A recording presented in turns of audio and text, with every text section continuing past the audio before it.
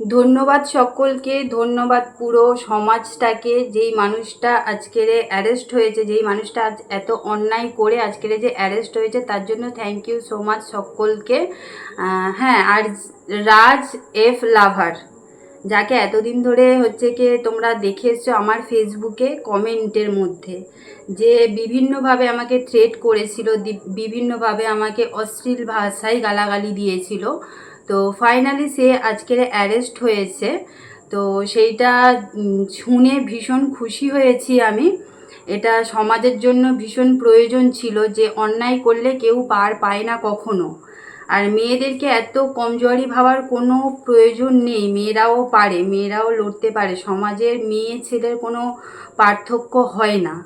এই যে অন্যায়টা করেছে, এই অন্যায়ের প্রতিবাদটা করে আজকের আমি প্রতিবাদটা করেছিলাম, সেটা সাকসেস হয়েছি তোমাদের ভালোবাসার জন্য, তোমাদের সাপোর্টের জন্য, পুলিশ প্রশাসনের জন্য, প্রত্যেকটা মানুষের জন্য যারা আমাকে এতটা সাপোর্ট করেছো, সকলকে থ্যাংক ইউ সো মাচ।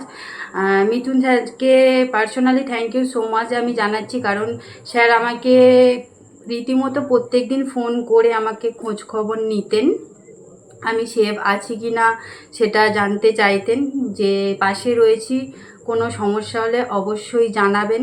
তখনই আমরা এটা জানতে পারি, সঙ্গে সঙ্গে আমাদের যেগুলো আইনানুগ পদক্ষেপ হওয়ার কথা সেগুলো আমরা we have taken that duly. ওই মহিলার সঙ্গে আমাদের তরফে যোগাযোগ করা হয়, কমপ্লেনের বেসিসে আমরা কেস রেজিস্টার করি, ওনাকে এবং ওনার পরিবারকে আমরা আশ্বস্ত করি।